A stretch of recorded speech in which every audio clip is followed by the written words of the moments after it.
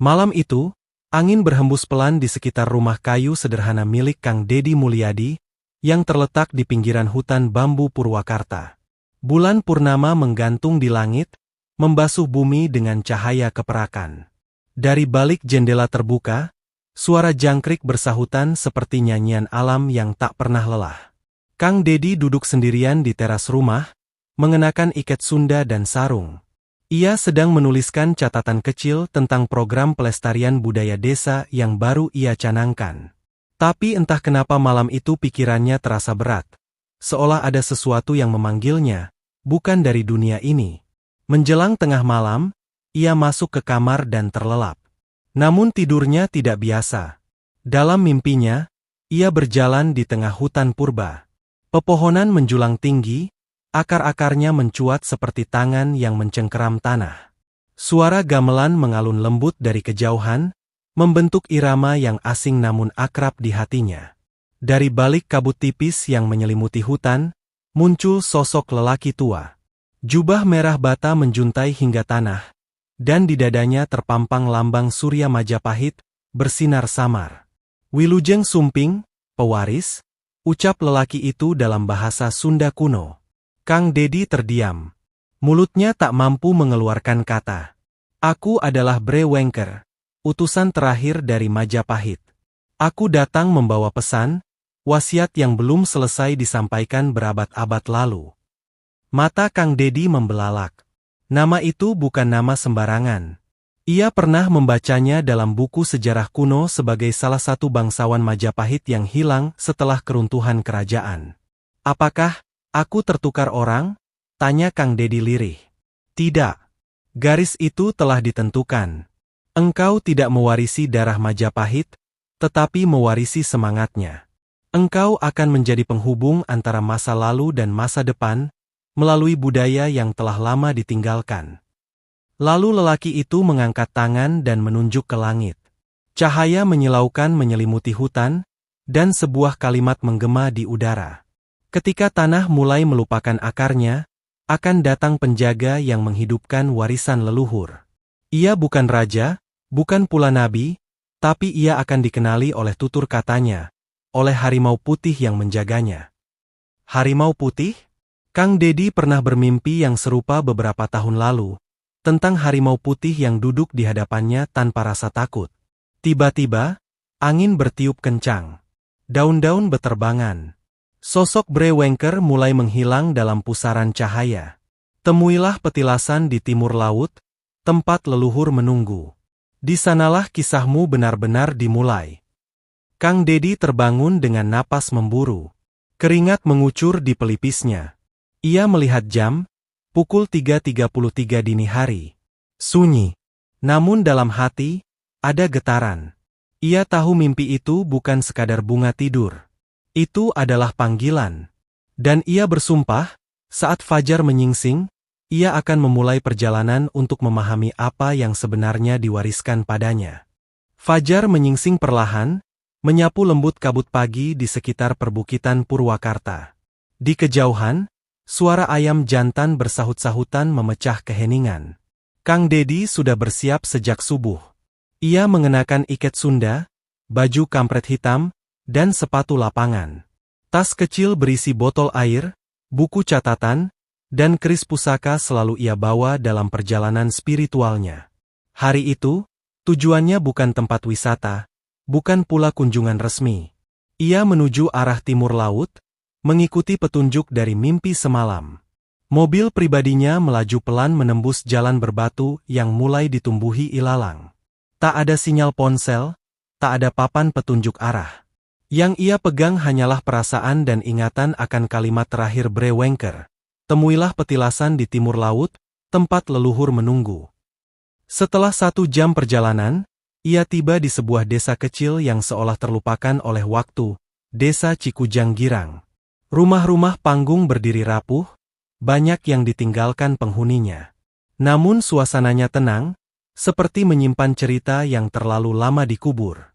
Ia turun dari mobil dan menyapa beberapa warga yang masih tinggal. Seorang nenek tua duduk di bel bambu sambil mengunyah sirih. Tatapannya tajam, namun penuh rasa hormat saat melihat Kang Dedi mendekat. "Kang Dedi, kami sudah menunggu," ucapnya dengan suara gemetar. Kang Dedi terkejut. "Nenek mengenal saya?" "Bukan mengenal. Tapi para karuhun sudah berpesan, suatu hari orang bersuara lembut dari barat akan datang mencari petilasan tua. Itu Kang." Nenek itu berdiri perlahan dan mengajak Kang Dedi berjalan kaki ke tengah hutan. Langkah mereka diiringi suara daun kering yang terinjak, dan sesekali terdengar suara burung hantu siang hari, tanda keanehan yang mulai terasa.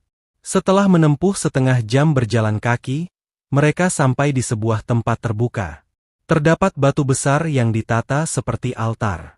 Di atasnya ada lambang Surya Majapahit yang mulai pudar, dan beberapa batu nisan kecil dengan ukiran kawi.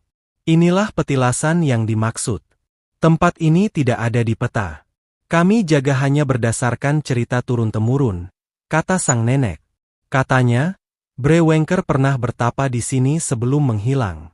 Ia menyimpan sesuatu. Kang Dedi merasakan hawa dingin yang tak biasa, seperti ada sesuatu yang sedang mengamatinya dari balik semak. Ia mendekat ke altar batu dan meraba ukiran yang hampir aus. Tiba-tiba, jemarinya menyentuh sebuah cekungan kecil. Ia menekan secara naluriah. Terdengar suara retakan kecil. Sebuah rongga tersembunyi terbuka di balik altar. Di dalamnya, tersimpan sebuah kotak kayu tua, dibungkus kain merah tua dengan motif batik Majapahit. Kang Dedi mengangkatnya perlahan. Hatinya bergetar hebat. "Buka sekarang?" tanya Kang Dedi. Sang nenek menggeleng. "Bukan di sini. Ada waktu dan tempatnya. Tapi satu hal harus Kang tahu. Begitu kotak itu dibuka, jalan kembali sudah tidak ada." Dalam perjalanan kembali ke desa, Kang Dedi tidak banyak bicara. Ia merasa bahwa langkahnya kini benar-benar telah menyentuh tanah lama yang dilupakan sejarah. Petilasan itu bukan sekadar peninggalan, tapi portal. Sebuah penghubung antara dunia yang terlihat dan yang tersembunyi. Di malam harinya, Kang Dedi duduk sendiri di rumah panggung kecil yang disediakan warga. Di depannya, kotak pusaka itu masih tertutup. Bulan purnama kembali naik ke langit. Ia tahu, babak baru hidupnya telah dimulai, bukan sebagai politisi, tapi sebagai penjaga wasiat yang selama ini menanti untuk dibangkitkan. Malam terasa lebih dingin dari biasanya. Meskipun berada di rumah panggung sederhana, Kang Dedi merasa seolah ia tengah duduk di ruang agung yang penuh misteri. Kotak pusaka yang ia temukan siang tadi kini terletak di atas meja kayu, diam dan tak bersuara, namun seolah berdenyut, hidup, dan mengamati. Setelah melakukan sembah sujud dan membaca doa leluhur, Kang Dedi membuka ikatan kain merah tua yang membungkus kotak itu. Kayu jati tua yang menyusunnya sudah menghitam dimakan waktu. Engselnya berderit lirih saat dibuka, mengeluarkan aroma kayu tua bercampur dupa yang entah dari mana datangnya. Di dalamnya, ia menemukan segulung naskah kuno berwarna kecoklatan, bertuliskan aksara Kawi. Di bawah naskah itu, terbaring sebentuk liontin emas kecil berbentuk Surya Majapahit, dan sepotong kain putih dengan lambang harimau putih bersulam benang perak. Jantung Kang Dedi berdetak semakin cepat. Ia tidak berani menyentuh isi kotak terlalu lama. Setelah membungkus kembali semua benda, ia memutuskan untuk membawa naskah itu ke seorang sahabat lamanya, Profesor Darmadi, seorang filolog dan arkeolog yang telah puluhan tahun meneliti warisan Majapahit. Keesokan harinya, ia menemui Profesor Darmadi di kampus Universitas Pajajaran. Sang profesor tampak terkejut saat melihat bentuk dan usia naskah itu. "Ini, bukan hanya asli," katanya sambil memeriksa dengan hati-hati. "Ini salah satu manuskrip yang hilang sejak keruntuhan Majapahit. Dulu kami menyebutnya Wasiat Wengker." Selama beberapa hari berikutnya, Profesor Darmadi bekerja menerjemahkan isi naskah tersebut. Kang Dedi turut mendampingi, mencatat setiap makna yang muncul dari tiap baris aksara kuno itu. Isi naskah tersebut bukan sekadar ramalan, melainkan peta peran. Disebutkan bahwa Bre Wengker, sebelum menghilang dari sejarah, menulis pesan untuk generasi jauh setelahnya. Ia menyadari bahwa Majapahit akan runtuh, namun warisannya tidak boleh hilang. Ia menitipkan roh kebudayaan kepada tanah barat Nusantara, agar kelak saat bangsa tercerai dan nilai mulai runtuh, akan muncul pemimpin dari barat yang menyatukan kembali nilai-nilai luhur itu. Ramalan itu menyebut ciri-ciri sang pewaris. Lahir di tanah Sunda, berbicara dengan tutur halus, dekat dengan rakyat, dan dijaga oleh simbol harimau putih. Ia bukan raja, bukan pendeta, tapi juru rawat tanah, penjaga peradaban melalui budaya. Kang Dedi diam tak berkata. Setiap kata dalam naskah terasa seperti cermin, mencerminkan perjalanan hidupnya selama ini. Ia tak pernah merasa sebagai orang besar, hanya seorang yang ingin melihat budaya leluhur dihargai kembali. Namun Profesor Darmadi memberi peringatan. Kang, warisan ini bukan hanya berkah. Ada banyak mata yang sejak dulu ingin naskah ini hilang selamanya.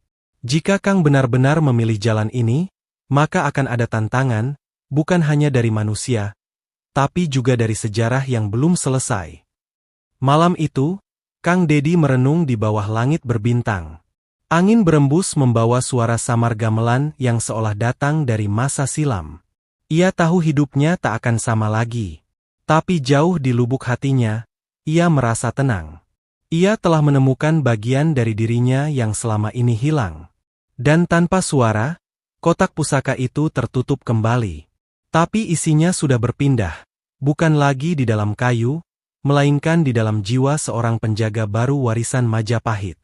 Pagi itu, Kang Dedi berdiri di depan peta besar yang terbentang di atas meja ruang kerjanya. Peta itu bukan peta administratif, melainkan peta budaya kuno yang ia kumpulkan selama bertahun-tahun. Di situ tergambar jalur-jalur migrasi, petilasan tua, dan situs keramat yang tersebar di wilayah Sunda dan Jawa Tengah hingga ke Trowulan. Ia menggarisbawahi sebuah lintasan, dari Trowulan ke Gunung Padang, lalu ke Galuh, hingga ke Purwakarta. Ada pola yang terlihat samar, seolah jejak pergerakan energi budaya Majapahit memang pernah menyeberang ke tanah Pasundan. Kang Dedi merasa seolah baru sekarang matanya terbuka untuk melihatnya dengan jelas. Didorong rasa penasaran dan tanggung jawab, Kang Dedi memutuskan untuk melakukan perjalanan ke beberapa situs budaya Sunda yang menurut penelusuran Profesor Darmadi memiliki kemiripan struktur simbolik dengan peninggalan Majapahit. Perjalanan itu ia sebut sebagai Tirakat Budaya. Tempat pertama yang ia kunjungi adalah Gunung Padang. Di puncaknya, di antara susunan batu megalitikum yang misterius, Kang Dedi duduk diam berjam-jam. Ia merasakan sambungan energi yang tak bisa dijelaskan secara rasional. Ia tidak melihat arwah atau cahaya gaib, tapi batinnya seperti dihujani percakapan dari masa lampau. Di sana, ia menemukan pola. Batu-batu disusun membentuk arah mata angin, sama seperti desain ruang dalam bangunan suci Majapahit. Bahkan bentuk lingkaran kecil di tengah struktur menyerupai mandala surya, lambang spiritual yang memuat nilai keseimbangan semesta. Setelah itu ia mengunjungi situs Sang Hyang Tapak di Sukabumi. Di tempat itu terdapat tapak kaki raksasa yang dikeramatkan. Ia bertemu dengan juru kuncinya, seorang pria parubaya yang berkata lirih, "Dulu di sini pernah datang seorang raja dari timur, membawa air suci dan menyatu dengan adat kami. Tapi sejak itu, tapak ini hanya didatangi peziarah yang tidak tahu arti." Kang Dedi mencatat semuanya. Ia merasa bahwa leluhur Sunda dan Majapahit tidak berdiri dalam garis perlawanan, melainkan pernah menyatu dalam nilai yang sama, menghormati alam, leluhur, dan kearifan lokal. Selama perjalanannya, ia juga banyak bertemu dengan tetua adat dan budayawan. Mereka mengakui bahwa nilai-nilai Majapahit dan Sunda memiliki titik temu. Bahkan, sebagian ajaran yang diwariskan Ki Sunda Saur Sepuh, seorang resi legendaris, menyimpan ajaran filosofis yang mirip dengan Sutasoma, karya agung dari zaman Majapahit. Namun, tidak semua menyambut baik langkah Kang Dedi. Beberapa tokoh politik menuduhnya tengah membangun mitos untuk kepentingan pribadi. Media mulai menyoroti gerak-geriknya, menyebutnya mistikus yang memanfaatkan budaya demi popularitas. Tapi Kang Dedi tidak goyah. Ia tahu bahwa jalan budaya adalah jalan sunyi. Ia tidak sedang mencari kekuasaan, tapi sedang menyalakan kembali api peradaban yang hampir padam. Dan api itu bukan untuk dirinya, tapi untuk generasi yang telah lama tercerabut dari akar.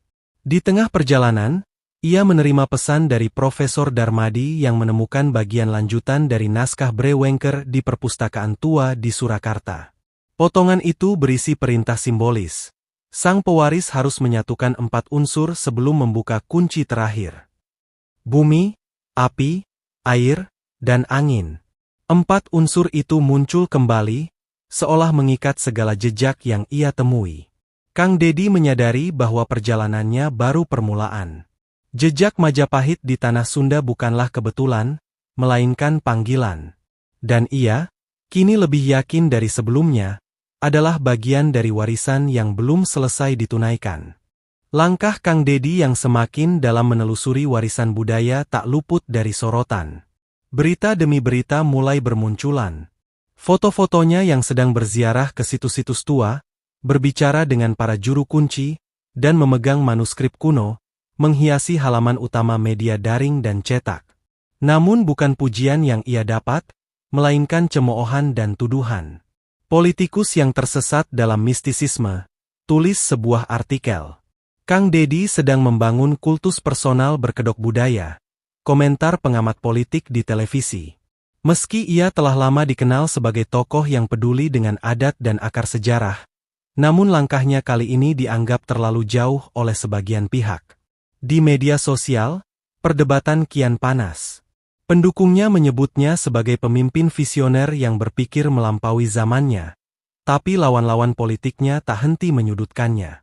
Mereka mulai membongkar jejak masa lalunya, mengaitkan perjalanannya dengan ambisi tersembunyi untuk mencalonkan diri di tingkat nasional. Kang Dedi hanya menanggapi dengan diam. Baginya, sorotan dan cemoohan bukan hal baru. Namun kali ini, tekanan datang bukan hanya dari luar, melainkan juga dari dalam. Beberapa orang dekatnya mulai meragukan langkahnya. Mereka khawatir ia terlalu tenggelam dalam dunia simbol dan ramalan. Apakah Kang tidak sedang kehilangan arah? Tanya seorang stafnya yang setia, sambil menunjukkan tumpukan surat dari instansi pusat yang meminta klarifikasi. Negara memperhatikan, dan mereka mulai resah. Namun Kang Dedi tetap tenang. Ia memahami bahwa zaman modern punya alergi terhadap hal-hal yang tidak bisa dijelaskan dengan angka dan data. Tapi ia juga tahu, budaya dan spiritualitas bukan sesuatu yang bisa dibatasi oleh logika birokrasi. Pada suatu malam, mobil pribadinya nyaris ditabrak oleh kendaraan tak dikenal saat ia pulang dari petilasan. Sopirnya menyebut itu hanya kebetulan. Tapi Kang Dedi merasa lain. Ia mulai menyadari bahwa ada kekuatan yang tidak ingin warisan Brewengker kembali bangkit. Beberapa hari kemudian, rumah panggung tempat ia menyimpan kotak pusaka dilempari batu oleh orang tak dikenal. Surat kaleng juga mulai berdatangan.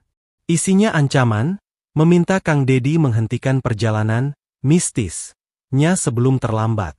Namun di tengah kekacauan itu, justru datang dukungan dari kalangan tak terduga. Para seniman jalanan, budayawan muda, komunitas adat, bahkan anak-anak muda dari kampus. Mereka merasa tersentuh dengan cara Kang Dedi membangkitkan kembali semangat kearifan lokal. Mungkin mereka ingin menghancurkan saya, gumam Kang Dedi di tengah malam, tapi mereka lupa, budaya yang hidup di hati rakyat tak bisa dibunuh dengan fitnah. Ia lalu memutuskan untuk mengadakan sebuah perhelatan budaya besar di tanah terbuka. Sebuah undangan untuk siapapun yang ingin menyaksikan, bukan hanya tentang masa lalu, tapi masa depan yang berakar pada nilai. Perhelatan itu akan menjadi titik balik, ujian, sekaligus pernyataan. Saat ia berdiri di tepi bukit, menatap hamparan hutan di kejauhan, Kang Dedi sadar, jalan ini tidak mudah. Tapi ia tidak sendiri. Leluhur, rakyat, dan roh zaman berdiri bersamanya. Gangguan dari masa kini hanyalah ujian kecil dari tugas besar yang telah diwariskan padanya. Fajar baru menyingsing saat Kang Dedi menerima panggilan dari Profesor Darmadi. Suara sang profesor terdengar tegang namun bersemangat. Kang, saya berhasil. Bagian terakhir naskah Brewengker sudah bisa dibaca. Isinya, luar biasa. Kang harus datang ke Bandung sekarang juga. Tanpa menunda, Kang Dedi melaju ke rumah sang profesor. Di ruang kerja yang penuh buku dan naskah kuno, Profesor Darmadi menunjukkan gulungan terakhir naskah yang selama ini hanya dianggap rusak tak terbaca. Namun berkat teknologi pemindaian cahaya inframerah dan pengetahuan aksara kawi tingkat lanjut, bagian itu berhasil diungkap. Bagian tersebut ternyata bukan hanya penutup, melainkan inti dari keseluruhan pesan Bre Wenker. Ia menyebut bahwa akan datang suatu masa di mana bangsa Nusantara kehilangan jati dirinya, terpecah karena tipu daya, tamak akan kuasa, dan melupakan tanahnya sendiri. Saat itulah, seorang penjaga tak bernama akan muncul, bukan dari garis darah kerajaan, tapi dari akar rumput yang membumi. Lebih mengejutkan lagi, naskah itu menyebut tanggal-tanggal tertentu dan fenomena langit sebagai penanda kebangkitan nilai-nilai lama. Salah satunya, kemunculan 3 kali bulan purnama dalam satu musim panen, diikuti dengan pecahnya kerusuhan di ibu kota. Ramalan itu persis menggambarkan kondisi terakhir yang sedang terjadi di negeri ini. Ada satu bagian yang membuat saya merinding, ucap Profesor Darmadi. Bre Wenker menulis bahwa sang penjaga akan mengenakan lambang harimau putih tanpa ia sadari, dan mengembalikan panji leluhur ke tempat asalnya. Kang Dedi terdiam. Lambang harimau putih itu telah muncul dalam mimpinya, dalam simbol yang ia temukan, dan bahkan kini menjadi motif dalam banyak aktivitas kebudayaannya. Ia tak pernah merasa menciptakannya. Simbol itu seperti datang sendiri, seolah menuntunnya. Namun bukan hanya itu. Naskah itu juga menyebut tentang panji leluhur, sebuah simbol peninggalan Majapahit yang dulu disembunyikan saat keruntuhan kerajaan. Konon, barang siapa yang menemukan dan membangkitkan kembali panji tersebut, maka ia akan membuka kembali gerbang antara nilai, sejarah, dan kekuatan spiritual tanah ini. Panji itu bisa jadi bukan sekadar bendera, kata Kang Dedi pelan. Ia bisa berupa makna, atau mungkin sesuatu yang nyata, yang disembunyikan. Mereka kembali meneliti peta dan rute perjalanan Bre Wenker dari abad ke-15. Salah satu titik berhentinya sebelum ia menghilang secara misterius adalah sebuah gua kecil di daerah Galunggung. Tak banyak orang tahu tentang tempat itu, bahkan tidak ada dalam data resmi sejarah. Keesokan harinya, Kang Dedi memutuskan pergi ke lokasi itu. Perjalanan menuju gua bukanlah hal mudah. Ia harus menembus hutan lebat, menyeberangi sungai kecil, dan memanjat batuan terjal. Namun begitu ia tiba, hawa yang menyambutnya berbeda. Sejuk, namun berat. Seolah tempat itu mengandung rahasia yang tak boleh disentuh sembarangan. Di dalam gua yang sunyi dan lembab, ia melihat sebuah ukiran di dinding batu. Lambang Surya Majapahit dengan harimau putih menghadap timur.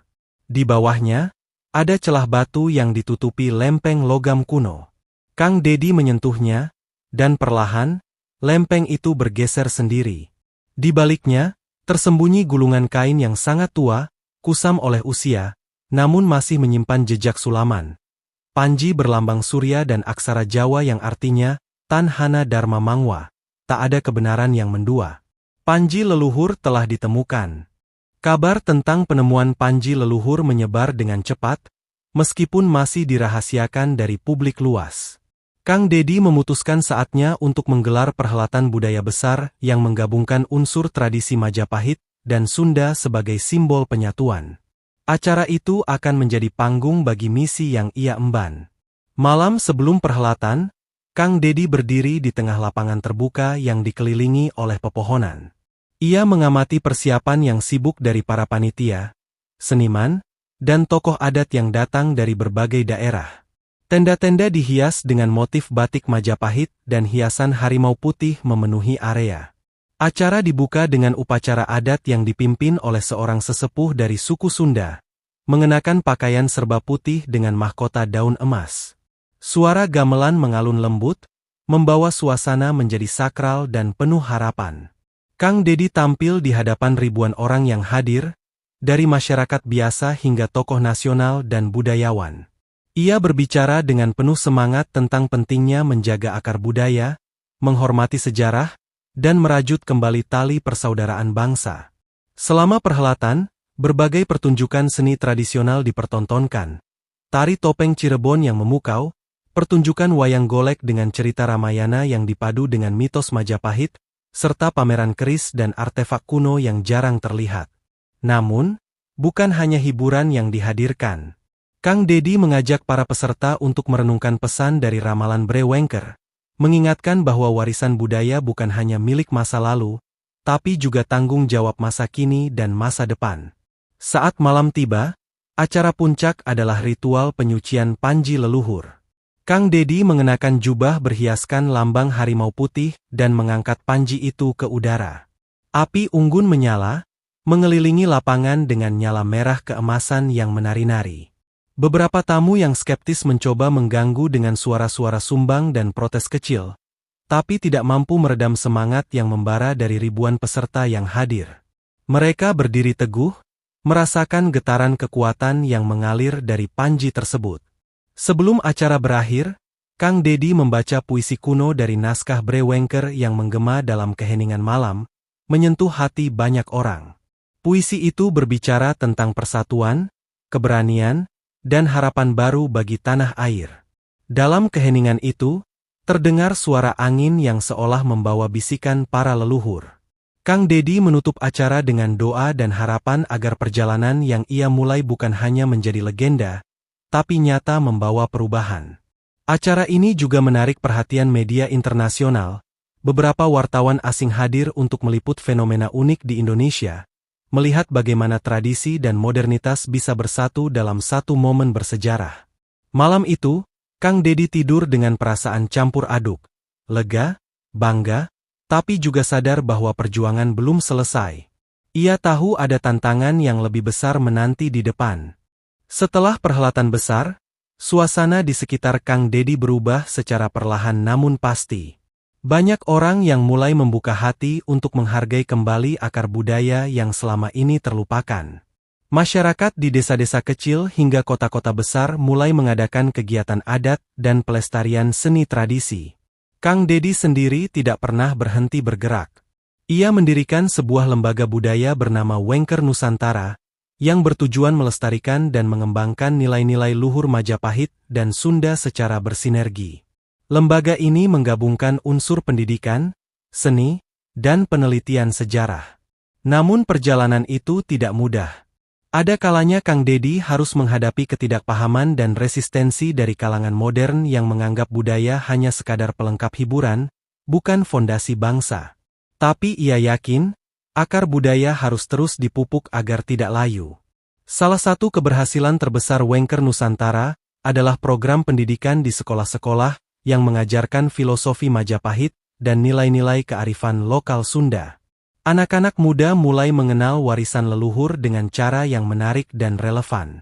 Selain itu, berbagai festival budaya dan workshop kerajinan tangan menjadi ajang bagi para perajin dan seniman muda untuk mengekspresikan identitas mereka. Harimau putih, lambang yang selama ini menjadi simbol rahasia, kini menjadi ikon kebanggaan yang dikenakan di baju dan karya seni. Kang Dedi pun aktif berkeliling, berbicara di berbagai seminar dan forum internasional tentang pentingnya pelestarian budaya sebagai modal utama pembangunan bangsa yang berkelanjutan. Ia menjadi jembatan antara masa lalu dan masa depan. Namun, di balik semua keberhasilan itu, Kang Dedi tetap rendah hati. Ia selalu mengingat pesan Bre Wengker bahwa tugasnya bukan untuk menjadi pahlawan, melainkan penjaga. Warisan ini adalah milik semua orang, dan akan terus hidup selama ada yang menjaga dan merawatnya. Pada suatu sore di tepi danau, Kang Dedi duduk bersama seorang pemuda yang baru bergabung dalam lembaga Wengker Nusantara. Pemuda itu bertanya, "Apa arti sebenarnya dari warisan yang kau bawa, Kang?" Dengan tersenyum, Kang Dedi menjawab, "Warisan itu adalah nyawa bangsa. Seperti harimau putih yang selalu waspada, kita harus menjaga semangat itu agar tidak hilang, supaya generasi yang akan datang tidak tersesat." Hari-hari terus berlalu. Nilai-nilai luhur Majapahit dan Sunda semakin mengakar di hati masyarakat, menjadi bagian dari kehidupan sehari-hari, bukan sekadar cerita masa lalu. Budaya hidup dan berkembang. Ketika matahari terbenam, Kang Dedi berdiri di puncak bukit yang menghadap lembah hijau. Ia menatap langit yang mulai berwarna jingga dan merah. Di sana, ia merasa kehadiran leluhur menyertai setiap langkahnya, menyemangati tugas yang belum selesai. Meski perjalanan panjang dan berliku, Kang Dedi yakin bahwa warisan yang ia jaga akan terus hidup, berkelanjutan, dan memberi makna bagi siapa saja yang mau mendengarkan suara zaman yang telah lama tertidur. Dan begitu malam tiba, suara gamelan dan nyanyian rakyat mengalun di kejauhan, membawa pesan bahwa budaya bukan hanya masa lalu, tapi jembatan masa depan yang abadi.